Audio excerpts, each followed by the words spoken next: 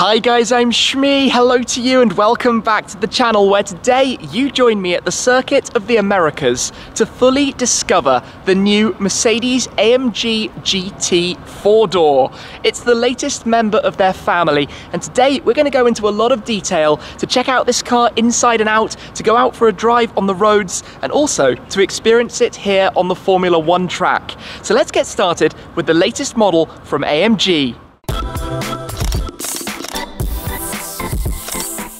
Here we are then, in the paddock at COTA, Circuit of the Americas, the home of the Formula One race here in Austin, Texas.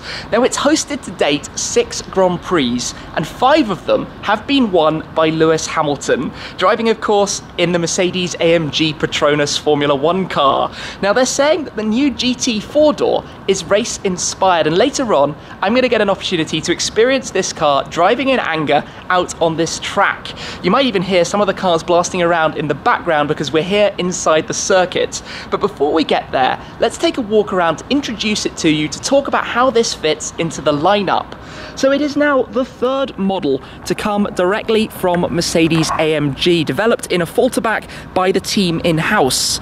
First, a few years ago, they launched the SLS AMG with the gull-wing doors, and then more recently, the AMG GT 2-door coupe. Now that car is incredible, as I know from my own experience with my AMG GTR, and this is now the 3rd member of the family. So to give this car its full name, it's called the Mercedes-AMG GT 63S 4MATIC Plus 4-door coupe. Yes, that is quite a mouthful, it has to be said. Think of it as a car that is designed to have the driving dynamics akin to the 2-door version, but bring with that more practicality, the ability to have more occupants in the car, but also a higher level in terms of the luxury, and you'll see the interior very shortly.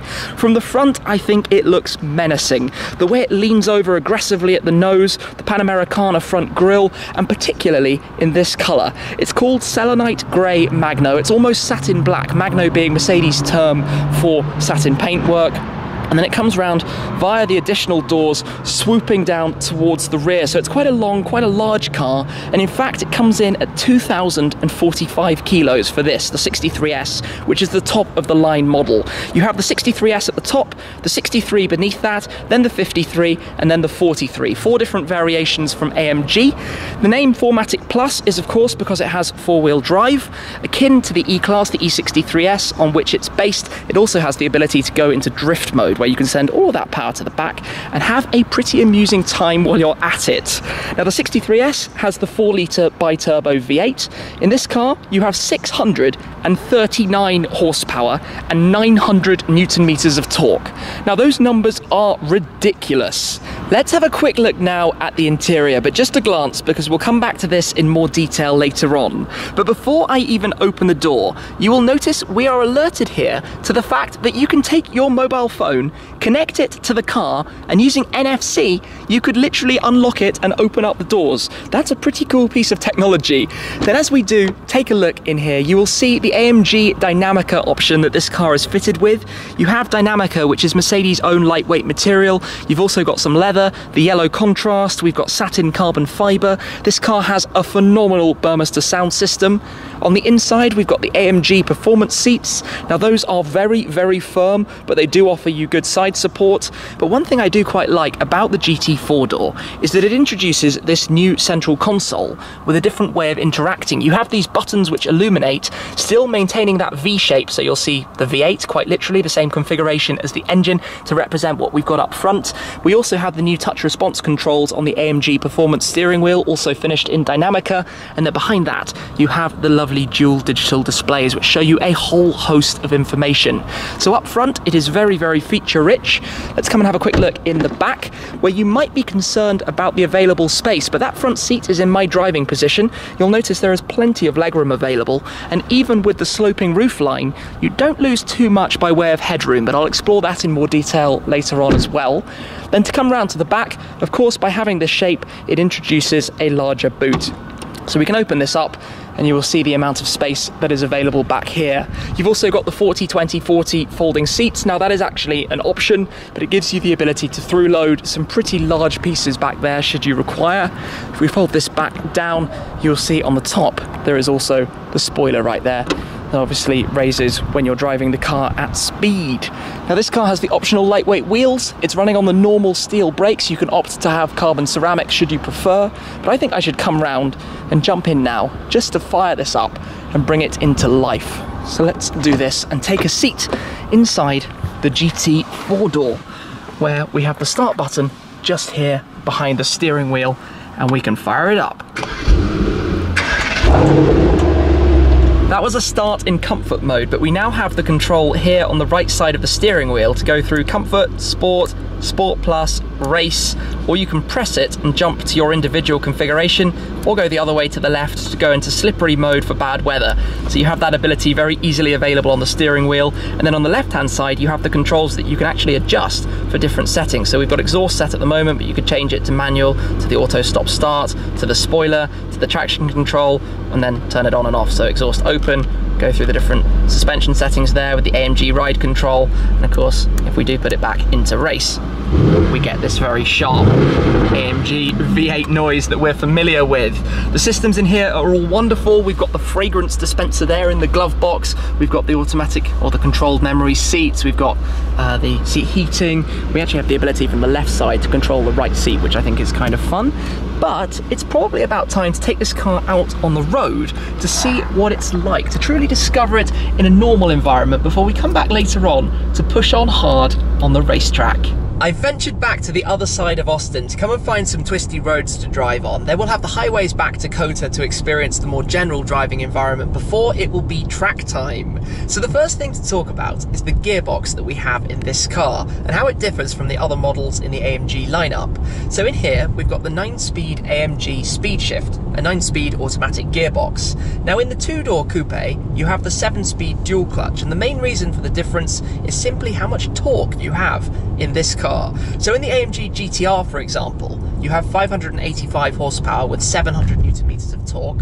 In the 63 version of this car, you have the same 585 horsepower, but in the 63S, you have 639 horsepower, along with an increase to 900 newton meters of torque. Now, a dual clutch gearbox basically can't handle that amount, which is why you have the automatic. Of course, though, it's a gearbox that Mercedes have developed very highly. It works very quickly and efficiently and smoothly, and you find it in pretty much all of the models, from the 43s, the 53s, the 63s and the 63Ss, for example. Now, that's mated to the engine, that 4-litre biturbo V8, a power plant that we're seeing pretty much again across the entire AMG range. So from the C63, C63S, E63, E63S, S63, you've also got the GT63, 63S, you have the SUVs, the G63, the GLC 63, the GLE 63, you've got the mid-engine supercars, the GT, the GTS, the GTC, the GTR. That's probably a non-exhaustive list, but you basically get the point. The engine is appearing everywhere because it's fantastic. The noise is great, the feel is great, it's pretty efficient as these things go, and to be honest, from my experience, I love it in pretty much every car I drive. The sound is always fantastic. Now at the moment I'm driving in comfort mode, just completely chilling, relaxing, enjoying the drive, cruising along. Now even here you do notice that the steering in this car is quite heavy. The reason for that is, I guess, more engagement, more feedback, more feel, and it stiffens up when you turn it up through the different modes as well. Even in individual you can configure exactly how you want the car to be. Today's weather is pretty variable. We've got the sun right now, but we've just been having some drizzle right before I started this video. But to go from comfort one notch to the right, we get sport mode. You can immediately hear more noise. Now the thing with the sound of this car, so this engine sounds great, it has to be said. Comparing this to the E, it's actually quieter inside, and I suspect that's because there's more sound deadening, and also the exhaust tailpipes are slightly further away at the back of the car. But new regulations are pretty relevant. This is a European spec car that I'm driving here in the US, and in Europe they have recently introduced WLTP, the new emissions test, which basically restricts anything fun, including sound. That means in here we now do have slight sound generation through the speakers. You get a weird sense of that coming from in front. It's very, very subtle though. It's not how it was when the first few cars from different manufacturers started doing this, but it is there ever so slightly.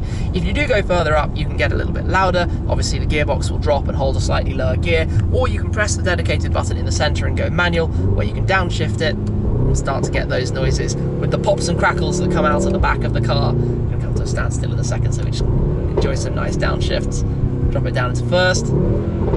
Yes, it sounds cool. if not a little bit hooliganistic. But hey, that's the character. This is a car that, although you've got, you know, the capacity for people in the back, for luggage, you do have a little bit of get up and go and have some fun, and we will be doing more of that on the racetrack when we put it into race mode later on. Now, one difference between the 63S and the 63 is that in here you have race mode. In the 63S it stops at Sport, sorry, in the 63, the non-S, it stops at Sport Plus. You can independently control the various different characteristics, so if you wanted the suspension softer right now, you could actually do that, put the suspension into comfort mode, even though we're driving in noisier, more angry mode, put it back into automatic should you wish. You can control the driving modes in the center console as well if you didn't opt to have this steering wheel where you have the toggles. That's actually an option. You can also open and close the exhaust to make it a little bit quieter or louder in any configuration that you want. So you have a lot of flexibility in terms of how you can set up the car for your style, your character, or how you're feeling on that specific day. Then of course it's loaded with creature comfort. So if you have the comfort seats, you can have them massaging and moving around and doing all of that. These are the performance seats, which are more track focused. You've got the fragrance dispenser like I mentioned, but you have all sorts of sensors and detectors that enhance your driving experience. A nice head-up display. You've got collision warning, pedestrian warnings, lane guidance, vibration, assisted steering, basically everything that you kind of want to have in a modern luxury car. So how it sits in the lineup, I would say it's much more sprightly than an S-Class, than an S63. You feel it's more of a dynamic car, but then again it's also more luxurious than the E. So you can kind of see how they have this entire range. Yes, there's some blurred lines between them in terms of how they sit, and that's some particularly rough ground that we're just driving on. Back onto the smoother stuff, and it's really very quiet in here. But it makes sense. There is really a car for every buyer. You just have to spend some time thinking about which version from the lineup it is that you're actually interested in.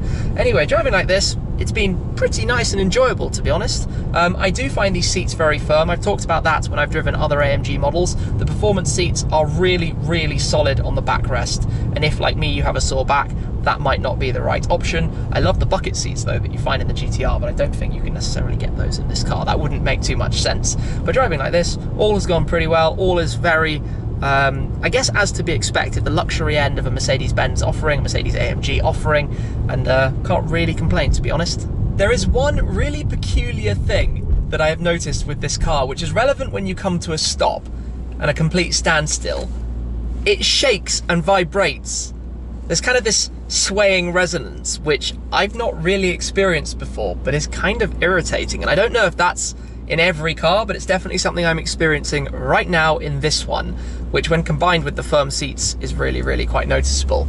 Anyway, when you're driving in Sport Plus and you leave the gearbox in its automatic mode, it actually works really quite well and gives you a very, I guess, predictable shift pattern, kind of what you would want to do if you were just driving yourself. And then in Sport Plus, then you get the nice sounds that it makes out of the exhaust as well. And I do quite like this level of volume. It fits with the character of the car. We'll hear a lot more of that when we do get to the racetrack, obviously. That's where we can fully open it up, have it in race mode, and enjoy just playing around. Now, one other thing, the four-wheel drive system. So four-wheel drive, of course, means better traction in the wet, earlier power delivery out of corners. It comes with safety and stability benefits, which, if you're just rear-wheel drive, you would have more of a hooligan character, but it wouldn't be quite so quick.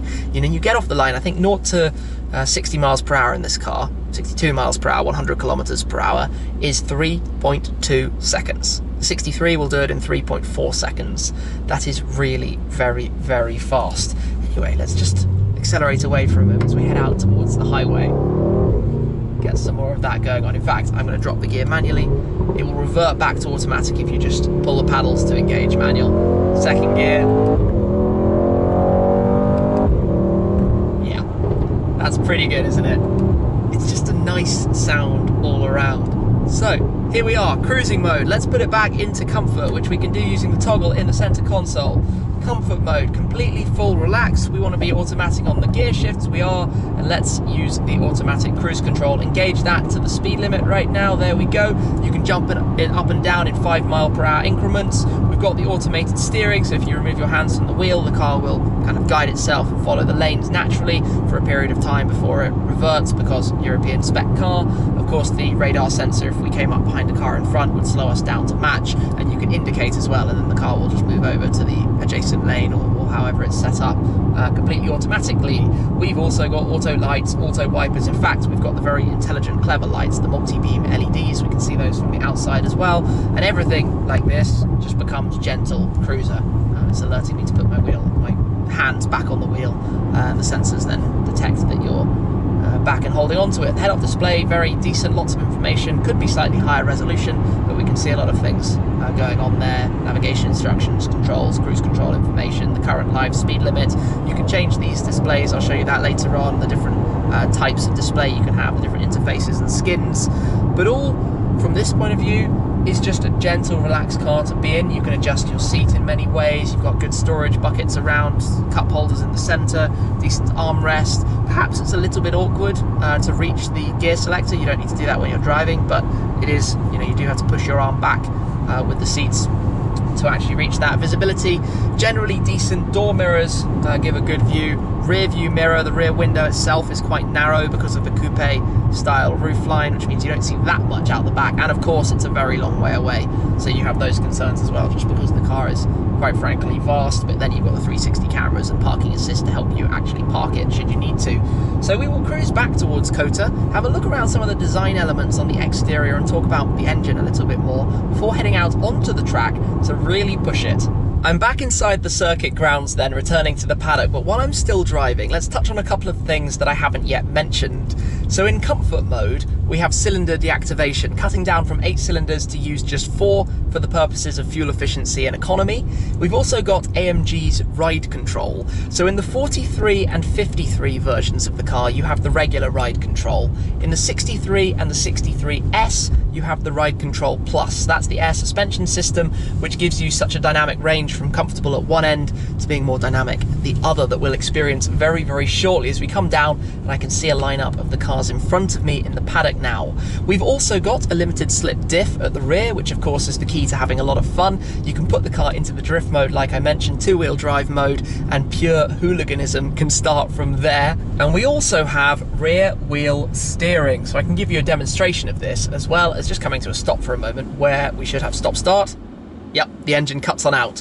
So at slow speeds, the rear wheels turn in the opposite direction to the front wheels. Now that virtually shortens the wheelbase, meaning a car like this has the agility to turn in a much, much tighter radius than it would otherwise. So to demonstrate this, let's go at full log and just turn around in a really small space. Without the system, I would not have been able to turn ahead of that sign. And then at high speed, the rear wheels turn in the same direction as the front wheels, which gives you much more stability. So if you're blasting down the Autobahn, for example.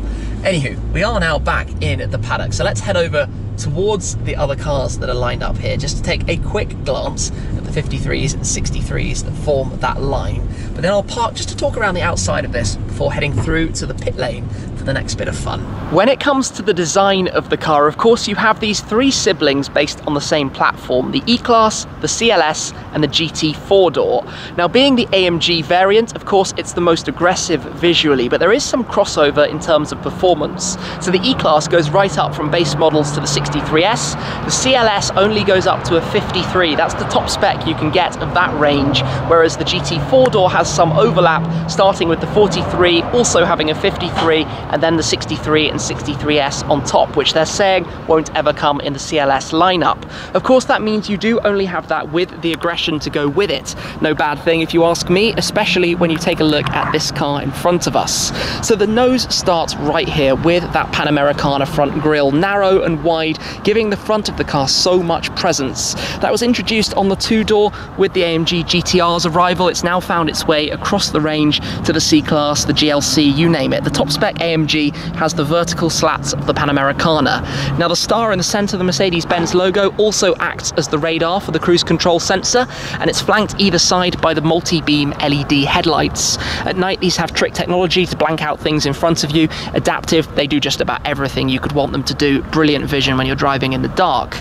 Now down at the bottom, you have the openings, of course, for cooling. You have active aero with those flaps you can see in the center. You can just about tell how those open up to allow more and additional airflow to come through the car where required. And then either side, you have these distinct openings, a shape that carries across the Mercedes range for the cooling in towards the intercoolers. As we come around towards the side of the car, you'll notice it's shod in Michelin Pilot Sport 4S tyres. We've got the regular brakes on this car, but pretty large brakes at that, of course with the weight of the car, and these are the lighter weight optional AMG wheels as opposed to the standard ones that are available. I'm not the biggest fan in the world of this kind of fake vent on the side. It's obviously not operational, it's blocked up, it's a design feature with the V8 biturbo 4MATIC Plus badge underneath it. You've got some sharp side skirts running along the lower edge, and then this single swooping roof line, which sits generally low, but I do feel the back is a bit more bulbous than I'd like it to be. That's the effect, of course, of making it practical. You take away a little bit from the design, and I feel like it's got quite a big bottom, if we can call it that, on the back of the car. Then down towards the lower rear diffuser, you've got the traditional AMG trapezoid exhaust system and a shape to the diffuser back here as well to help with aerodynamics. Then up on the top, we've got the spoiler. It has a few different positions depending what's going on, what speed you're driving at. And I'd also like to come around and just show you inside the engine bay. So let's open up the door and pop this open to take a look at the power plant, or as much of it as we can see inside this car beneath the covers that lie over the top. So the catch is just on this side, he says. There we go. Open it up. And in here, underneath the carbon top, we have that 4-litre biturbo V8. So of course you can't see too much beneath the covers, but this is pushing out 639 horsepower, 900 Newton meters. It will take the car, like I said, up to 100 kilometers per hour in just 3.2 seconds and onto a top speed of 315. The 63 will take 3.4 seconds and go up to 310. And also available is the 53 that has the 3-litre inline 6 with a single turbo, as well as the EQ boost system that offers 435 horsepower and 520 Newton meters. And then beneath that, the 43 engine that's recently been announced, the 3-litre biturbo V6 with 357 horsepower. There's not too much else to tell you about. It's a fairly expected design and style now from Mercedes, the features that we know across the range. So let me park this one up and let's get over that away to go drive in anger. I think we can safely say that the pit lane is looking pretty exciting behind me. To lead the drives are two AMG GTRs, this one in solar beam yellow, and then behind, as one blasts down the straight alongside us, are a number of the other cars, one of which I will be driving shortly. So this was the launch colour for the GT 4-door, the Magno Dark Blue, which I have to say actually, the more I see it, the more I'm growing to it. All GT 63Ss though, that we are surrounded by, European spec cars brought over here for the launch event. There must be a good 15 or 20 of them around. And of course, those of you that know my channel will know that I particularly like this. Anyway, here we are. This is the track. This is where the Formula 1 cars blast down. And in a second, it will be time for me to find my car, to head out here and have, well, a fair amount of fun. Looks like somebody's been having fun right there. This is quite exciting right now. Let's just take a listen then to the sound of this car.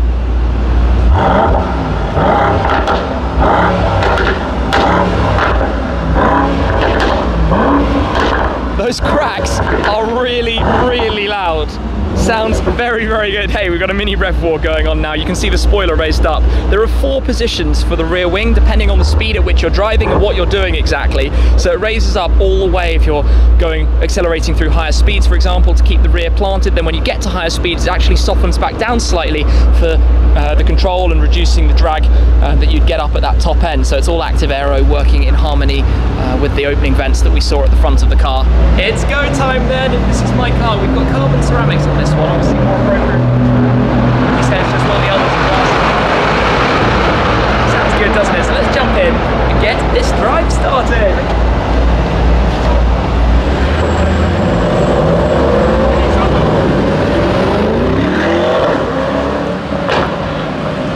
Here we go then. Now of course for this we want it to be in Sport Plus mode.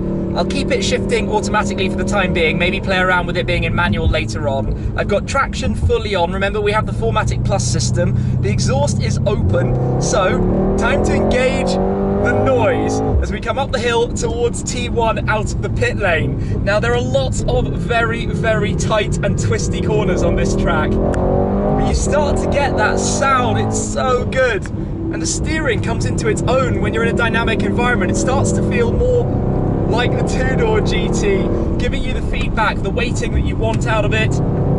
as we go through one of the technical twisty parts of the track. It's a very, very fast circuit, this. Lots for me to learn.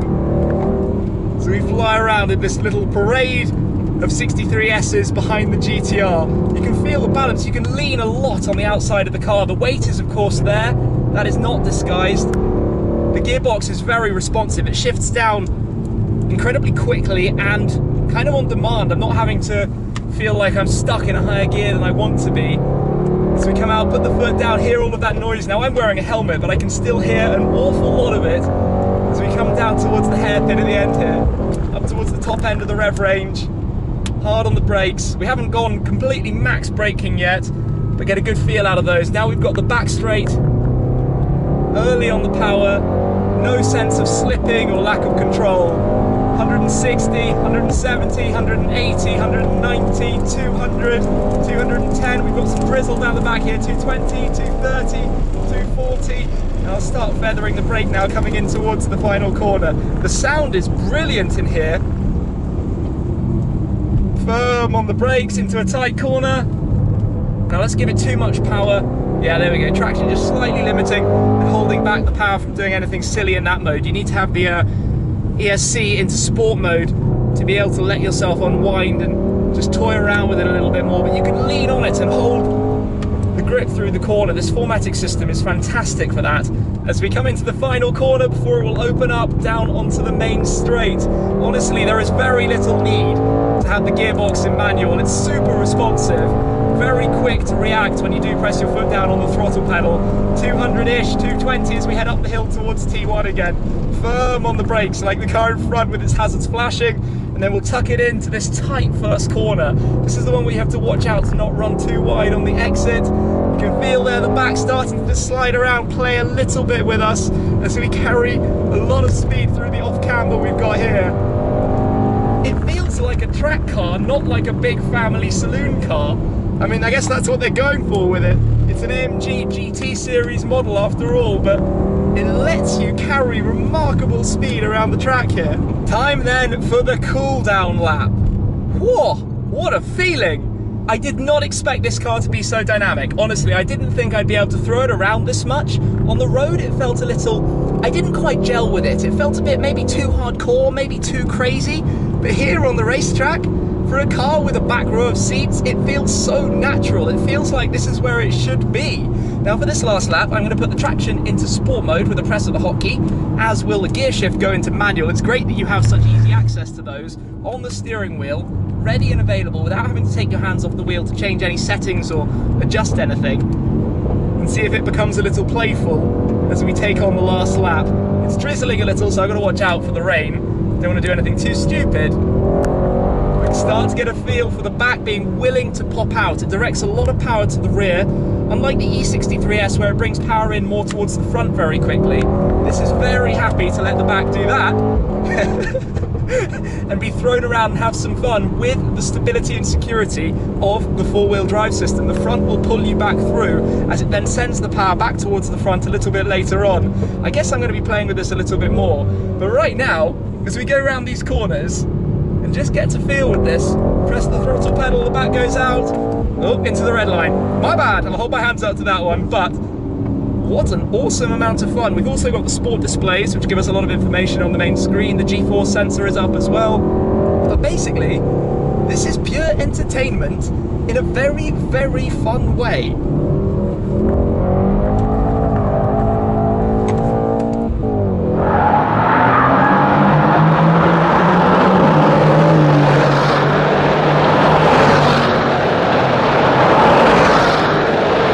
It's a big car, no question about that. It's a big heavy car, but it's a very entertaining one. We've got a massive wheelbase, which of course helps an awful lot with this, sending all the power right there to the back. The moment you can gather, the momentum you can carry. And here, just to play with this again, early power, out goes the back. What a ball. Pure entertainment in AMG style. All right then, back into the pit lane. Ginormous smile on my face. This was at home on the track. It's much more focused, honestly, than I realised. It's much more a car where this is the right environment. I didn't think about that so much beforehand. Into park then, and that will be that. Yeah, sounds good. So, what a drive that was. It's all action here in the pit lane. Lots of cars coming and going with the grumbly, rumbly V8s. But let's take a look at these two and dive into more detail with the interior. So we had a quick look at the Dynamica interior before, but check out the interior now inside the blue car that we have here, just briefly, so you can see some of the differences. So this car has the gloss carbon fiber, we've got red stitching, it's got the silver interior inlays as opposed to the piano black, and you can spot a few differences as well with the general trim around the interior. The upgraded Dynamica though, I think is absolutely stunning. So let's take a seat in here, fire the car up, and then start running through some of the controls and displays. And there are so many things to show you. We've got the illuminated AMG side sills that you can now see with the car parked up in the shade. But let me take a step in. I believe the key is inside, so we can just press the button and get this started up. So we will click through the buttons there so that you can see the main display. Central navigation system is engaging itself. I'll just close the door for a second. So the Burmester sound system that I mentioned earlier, 24 speakers, 1,450 watts of sound. Quite impressive to say the least. So behind that you have the controls for the seat heating as you'd expect right here with 3 different stages. The button to engage and control the seat on the opposite side. You can move the seat in various different ways, the headrest, the backrest, the base, and also the front part of the base. So I can show you this on the passenger side actually. You can slide that forward should you wish, just to have a slightly extended base underneath you. We'll go back to the driver's side. You've got the buttons here to lock and unlock the car, and then of course your various controls for the windows and the door mirrors at the front, and even folding the mirrors electronically if you require for parking. So that all works, to be honest, as expected. You've got a button down here in the door pocket to open and close the trunk, the boot I should say, but we are in America right now. And then over here to the left are your hotkeys for the various different safety systems. So the steering assistance, the lane guidance assistance, this is the parking sensors to disable those if they're annoying you, the head-up display that you can turn on and off. I'm not sure if you can quite see that in front of me with the information it's showing. More cars coming into the pit lane. Then you've got the button here to raise the suspension, so to get in and out slightly easier, or to load the boot, and you can do that with the press of a button. Then behind the steering wheel, on the left side, you have the stalk for your lights and wipers, automatic wipers. Just toggle this to go up 1 into the automatic mode, or further if you'd like to manually control it, press the end to wash it. You have, around the steering wheel, lots of controls. So the left-hand side of the steering wheel controls the driver's display. The right-hand side of the steering wheel basically controls the central display. So if we go through here, you can press the top left one to go to home, where it brings up this main top menu. We can go through here to see a number of different screens. So on the left hand side we've now got the AMG display, where you can get boost and temperatures. You can see the setup you currently have for your different driving modes. So just to quickly toggle and show you how this changes, you can see that it's displaying exactly how we have the car set up, and it's also raising the revs as we go through different driving modes. So that's all in that display. Cycle it down, G-force sensor, one more for a little bit of information about the power that you're currently using.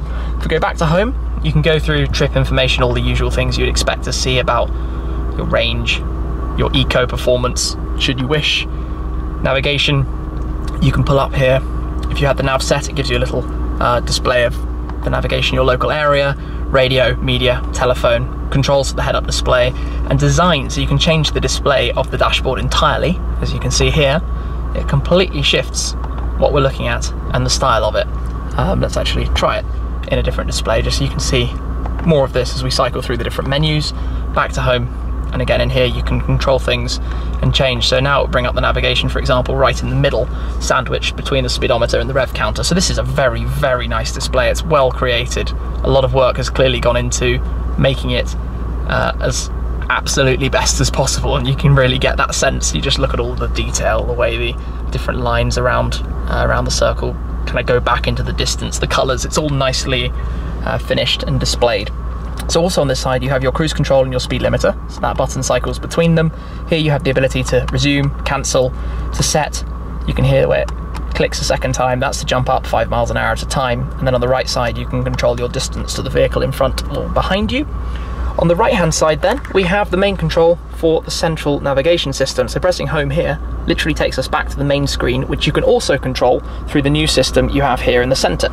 So if we just go through this a little bit, you can see the main nav screen, press to the right or slide to the right with the toggle here, and you get to go through the different menus. So literally slide it over to the right and we can start typing in things, and depending what exactly you want to be doing with it, back to the main screen, I think here, or go back to home and go through your things you'd expect: in-car office, connect, vehicle, and settings. And there is a lot you can go through inside vehicle, believe me. Seats, climate control, energizing comfort. This is quite fun. Energizing comfort is the control that would do your lumbar massaging seats, the fragrance dispenser, the air conditioning. Just combine it all into one experience depending how you want it set up. Dynamic select will allow us to control the individual configuration and change various things, so the drive, the transmission, the dynamics, the suspension, and the exhaust system. And we also have Amg Dynamics that you can see here, which is the control of the traction system. So you can set that up. It's a very clever technology that will control the four-wheel drive system, the traction control, and various other elements, depending basically how you want to drive the car.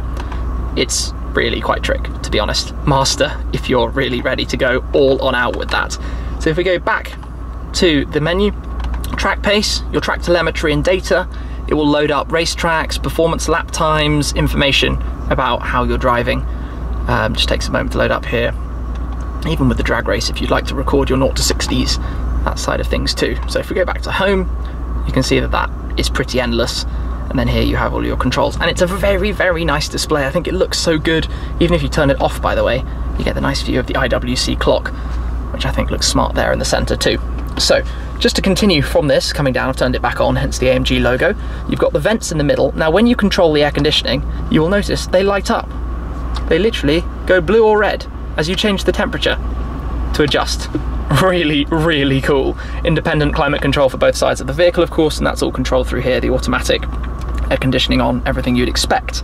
Then coming just beyond that, you have the opening here where you have a 12-volt socket, USB port, NFC charging pad. It goes quite far back here if you'd like to put your phone in there to charge, and you've also got 2 cup holders along with the key right here too, and that tucks away if you'd like to hide it up. Decent sized storage. Underneath that you've got the parking camera control, so if we just load here, this is where it would load up and start looking for parking spaces. So if we go through the different menus, you can see you can look at the different camera angles. We've got the 360 on the left and control all of those. And this is where if you drove past the space, it would see the space and then it would automatically park the car. So it would do all the steering and all the maneuvering that you need help with it doing. You've then got hotkeys to go to your nav, radio, media, telephone, and to vehicle settings, and of course the warning hazards in the center. Now this new touchpad replaces the previous toggle wheel that was underneath the touchpad. It's much, much, much tidier, it has to be said. And if we go back to navigation so you can see the map, you can pinch it just like you would with a mobile phone to zoom it in and out quite nice and easily. You can also write on it to communicate letters. You've got the hotkey back to home here. You can skip to the next track or just jump backwards. So that's quite a lot nicer, I would say, than the previous generation. Beneath that, you've got your park, reverse, neutral, drive toggle, as you expect, into gear. Bit awkward to get to the park button under here, not gonna lie, that's a bit of a fiddle. But then, either side are the V8 controls, now illuminated, but you press a button, you can see how it changes. So up top, we've got our drive modes. You cycle back through these, you can see they change various other screens as well while we're doing it. This is your gearbox, drive, manual, your suspension setting between the 3 different stages, Sport, Sport Plus, traction control, off, press and hold it if you want it to go completely off, now disabled. On the right side, you've got your volume and media, you've got auto stop start, you've got the rear wing positions, and you've got the button for the exhaust system. Now an interesting thing, when traction is off and the gearbox is in manual and we're in race, pop it back into manual, one thing that you can do, if I awkwardly pull both pedals at the same time here, like this, is drift mode. Confirm, paddle up, and there we go. Drift mode is active, so now we're effectively in rear wheel drive with the traction off. It's that easy to do it, and I think you can come out of that by doing a number of things. Yes, drift mode cancelled, nice and easy. So continuing back through here, we obviously have an armrest, one press of the button, both sides open up. In here we've got some USB ports, lots of charging cables at the moment, but some ports down at the front for your charging. And then that is more or less it. Of course, we've got a glove box. You can see the fragrance dispenser inside there that you can fill up and replace and have different ones depending what you'd like. There are decent door pockets as well, and then the same controls for the seat over to that side, and the yellow seat belts. Really, really like AMG's yellow seat belts. So let me come round and show you into the rear of the car as well, to the rear passenger space, so that we can see the amount of room that is available back here. I haven't specifically moved the front seat, it's where I was comfortably sitting just then, but if I climb in here, Another display in the center for the climate control, the dual zone in the rear, so we've got 4-zone climate control. Knee room, not an issue at all. Lots and lots of room. Headroom, to be honest, not an issue at all either. First time I've sat in the back, but if I take off my sunglasses, I've got a decent 5 or 6 centimeters above me. So plenty of room back here. Just to continue exploring, you've also got seat heating in the back, the Burmester sound system. You've got the same level of fit and finish and trim back here as we had in the front. If we open up the central armrest, again in here, decent space. Open this up and it reveals a storage bucket, and also at the front, we've got the cup holders that fold on out too. So everything back here, to be honest, decent amount of room. It's definitely a great Grand Tourer for a group of people to travel together. Impressed by that. Pillarless doors. You all the windows are frameless, so just come around again to explore, I think, in the boot of the car. So I'll use that button on the door pocket down here just to open this up, show you in more detail the boot. You're going to pull it, there we go. Pop that open, come round towards the back. So this is where we have the folding seats, sound system back here with the subwoofer. You've also got the storage area underneath there. Actually quite a lot of room in there with the first aid kit. You could easily put some things in there that would be useful to take everywhere you go. We've got the towing eye, also the warning triangle, and the reflective jackets, and there's that pouch at the very back of it as well. So decent amount of storage area, 12-volt socket here on the right, and the levers, I think, here to fold the seats, or to release the seats, which we could then put down. There we go. And you could run around and pop that down to the other side as well. There we go, it's folding down. And if you remove this parcel shelf, you can imagine quite how much room you'd actually have here in the back. This is attached with the toggles that release like that. And then if we just take this out, actually, you can see quite how much storage room is available in the back of this car. That's actually really impressive. You could probably lie a bed down in there. No shortage of room in the back of the AMG GT 4-door. Honestly, that's more than I was expecting. There's a lot of space back there. Good for an IKEA run, for sure. To fold the seats back up, simply come around, pull the seatbelt out of the way, pop this up, and into place it clicks. Simple as that. Very, very easy. Come around, just shut this down too. Come to the other side. To be honest, these systems mechanisms are all getting very, very smooth. That is literally locked into place and completed just like that. You've got some decent storage buckets back here for the rear passengers as well. And of course, with the performance seats, you've got the solid back and the nice finish of the backrest that you have there. So inside wise, it is definitely luxury. You've obviously got access to the technology, for example, the fragrance dispenser and Amg Dynamics, but has to be said, oh yes, next to the wall, that does sound very, very, very nice. So let me shut this one off for the time being and head on out. Now this car here is the GT 4-door 53. It's wearing the optics pack, so it looks like a 63S, but you'll notice the designation difference on the flanks where it just says turbo as opposed to V8 biturbo, because up front you've got the 3-litre inline 6. Now let's open that up and have a very quick look at it. And please do excuse the rock band performing in the background right now, but inside here we have the engine that's supported by EQ boost. So it gets an additional 22 horsepower and 250 Newton meters, which is clearly quite substantial. Now the car is a little bit lighter. It comes in at 1,970 kilos, so it's 75 kilos lighter than its V8 powered sibling. And again, the 53 engine is spreading across the ranges, so you can get it in the likes of the E and the CLS and a number of other models too. And of course, finished like this, it looks exactly like a 63S as well. That brings me to an end then of my day here today at COTA with the Mercedes-AMG GT 63S 4MATIC Plus 4-door coupe, to use the full name again. A car that for me has really come to life out on the racetrack. It's perfectly at home in a dynamic environment. On the roads, it's firm, it's aggressive, it's boisterous. The characteristics of an AMG, perhaps too much so, but here it is right at home.